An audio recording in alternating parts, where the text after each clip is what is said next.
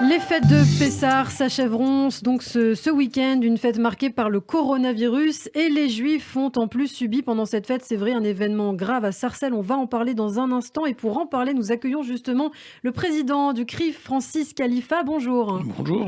Merci d'être avec nous cet après-midi en studio. Alors avant de parler de l'antisémitisme, on l'a dit, donc des fêtes de Pessah qui s'achèvent pour la deuxième année consécutive, des fêtes confinées puisque marquées encore une fois par des restrictions plutôt strictes, plus ou moins strictes on va dire. Quel est votre bilan, Francis Khalifa? Comment se sont passées ces fêtes pour la communauté, sachant que le gouvernement a appelé aussi à ne pas se réunir, à ne pas se rassembler en famille, alors que c'est bien quand même le sens de la fête de Pessah? Écoutez, il y a tout de même une différence entre ces fêtes cette année et celles de l'année dernière, puisque d'abord il y a l'apparition du vaccin. Je crois que ça a changé un petit peu l'appréhension de ce virus et les risques et l'appréhension des risques.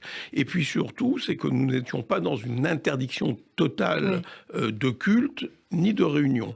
Alors, bien évidemment, nous avons tous les protocoles nécessaires ont été mis en place dans toutes les synagogues, que ce soit à travers les consignes qui ont été données par le consistoire, que ce soit à travers les consignes qui ont été données par les autres mouvements religieux.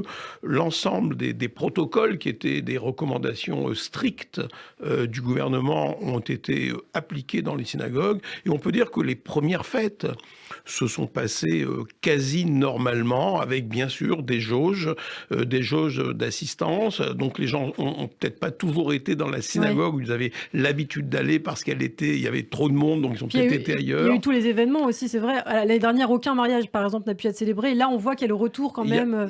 On est dans une évolution qui semble... On voit une toute petite étincelle au bout du tunnel. Et je crois que si on m'avait posé cette même question l'an dernier, à la même période, nous étions dans l'inconnu total. Nous ne savions pas combien de temps allait durer cette pandémie. Nous ne savions pas combien de temps non plus on mettrait pour trouver un vaccin.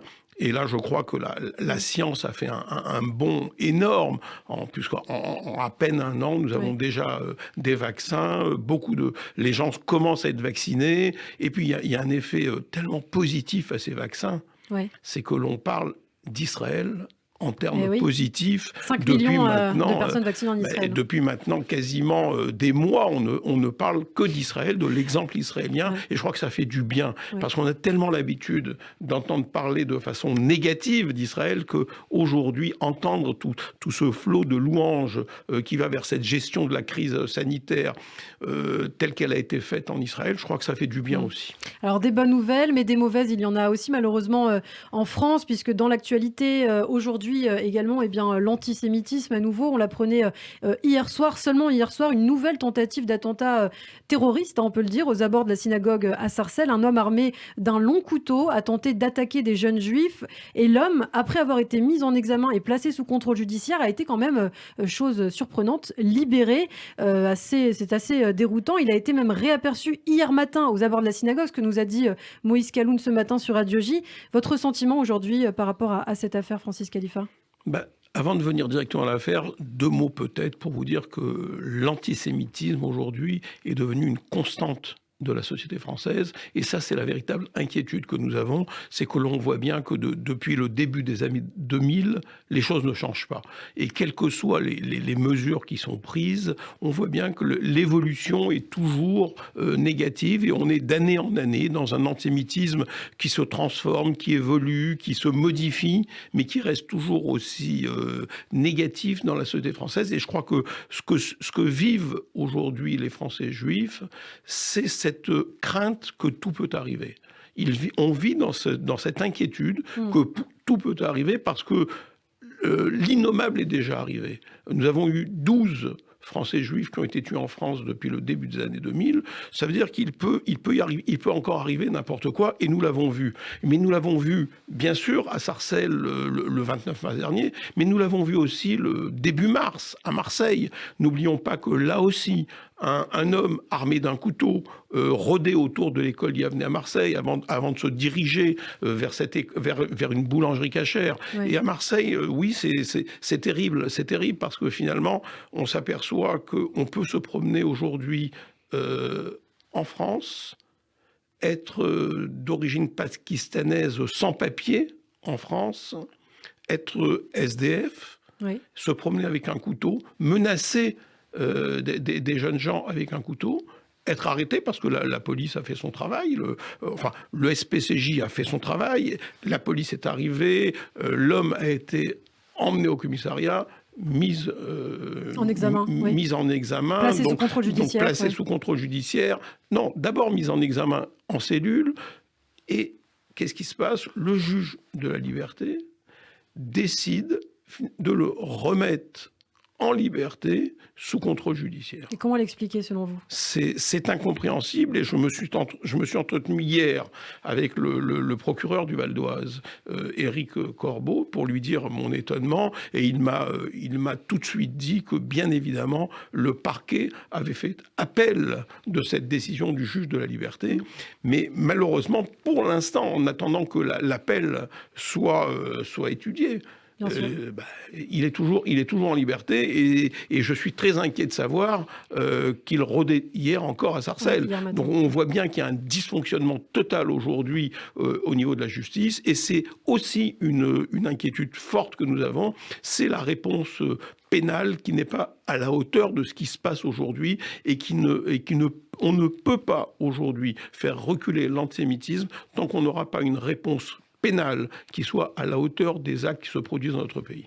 Et l'antisémitisme, Francis Khalifa, on en parle aussi sur la scène politique. Vous avez réagi ce matin sur Twitter d'ailleurs à un tweet de Jean-Luc Mélenchon, le président de la France Insoumise, qui vous accusait de ne pas vous indigner des propos de Gérald Darmanin. On en a parlé récemment dans son livre consacré au séparatisme. Gérald Darmanin qui tenait des propos, c'est vrai, assez controversés sur la situation des Juifs sous Napoléon, qualifiés d'usuriers par le ministre de l'Intérieur. Qu'est-ce que vous avez répondu à Jean-Luc Mélenchon ? Non, je crois d'abord que, pour revenir sur les propos de Gérald Darmanin, il s'agit, à mon sens, d'une très grande maladresse. Je pense qu'il manquait... Vous pensez qu'il citait Napoléon? Il citait Napoléon, c'est évident, puisque un peu plus bas, il citait Napoléon. Il manquait des guillemets dans ce texte. J'ai eu l'occasion de m'en expliquer avec lui. Donc, pour moi, le sujet est clos. Maintenant, quant à Jean-Luc Mélenchon, qui ne perd pas une occasion pour venir dénoncer l'antisémitisme du Moyen-Âge ou l'antisémitisme de Napoléon, oublie complètement l'antisémitisme qui se déroule aujourd'hui dans notre pays. Et il est dans une négation totale de cet antisémitisme. Le seul antisémitisme qui l'inquiète, c'est l'antisémitisme de l'extrême droite. Et bien évidemment, il nous inquiète aussi. Mais malheureusement, l'antisémitisme aujourd'hui en France est protéiforme. Bien sûr l'extrême droite, mais aussi et presque surtout en ce moment, l'extrême gauche et l'islam radical. Et cela, malheureusement, de la part de Jean-Luc Mélenchon, c'est silence total. Alors, que faire? Il voit pas finalement que à vouloir creuser dans le passé, aller rechercher l'antisémitisme qui s'est déroulé au Moyen-Âge, qui s'est déroulé sous Napoléon, qui s'est déroulé dans d'autres périodes de l'histoire de France, de l'histoire de notre pays. Ben, finalement, il est tellement obsédé par le CRIF qu'il est aveuglé par cela et qu'il ne voit pas l'antisémitisme qui est dans ses propres rangs. Et ça, c'est vraiment inquiétant. Et l'extrême gauche ne s'inquiète pas non plus du séparatisme islamiste. On a beaucoup parlé récemment de la mosquée de Strasbourg qui a été subventionnée par l'État. Marlène Schiappa a prononcé un discours très remarqué à l'Assemblée nationale par rapport à ces deux associations, dont l'une turque, un Miligorus, qui est très problématique. Aujourd'hui, quelle est votre opinion là-dessus ? Mon opinion, c'est que c'est un scandale. On ne peut pas aujourd'hui accepter qu'une municipalité, même si elle est dans le cadre légal du concordat, puisse financer une mosquée construite par une organisation qui s'inscrit dans le séparatisme. C'est contraire à ce qui est en train d'être fait aujourd'hui en France. C'est contraire à la lutte que nous menons en France contre l'islamisme et contre le séparatisme. Et c'est incompréhensible. Et d'ailleurs, notre représentant sur place a réagi de façon très forte à cette décision de subvention. Oui, puisque tous les lieux de culte, qu'ils soient juifs ou chrétiens, ne bénéficient pas d'aide de l'État en temps normal. Donc là, nous sommes dans un autre registre, puisqu'il s'agit du concordat. On est à en plus. c'est le concordat. Donc Oui. cette séparation entre les églises et l'État ne s'applique pas en termes lorsque le concordat fait loi. Donc, mais c'est pas ce qui est gênant. Ce qui est gênant, c'est qu'on subventionne une organisation islamiste. Oui. Et ça, c'est grave. C'est d'autant plus grave que cette même municipalité a refusé de voter un vœu et d'adopter un vœu qui était la reconnaissance de la définition de l'antisémitisme de l'IHRA. Donc on voit bien dans quelles contradictions sont aujourd'hui les écologistes, et pour nous c'est encore une forme d'inquiétude. Et un dernier mot, puisqu'on parlait des chrétiens, récemment, le 1er février dernier, avait lieu la conférence des évêques de France. Vous étiez présent pour cette remise solennelle de la déclaration ensemble contre l'antisémitisme et l'antijudaïsme. C'est important pour la communauté juive aujourd'hui d'être proche de la communauté chrétienne qui célèbre aussi la fête de Pâques en ce moment. Proche, nous le sommes depuis maintenant de nombreuses années. De réitérer, en tout cas. Je crois que la proximité entre les chrétiens et les juifs aujourd'hui est avérée. Le passé reste le passé, mais nous avons un avenir à ouvrir et un présent que nous ouvrons déjà. Et je crois que cette déclaration vient redire l'engagement.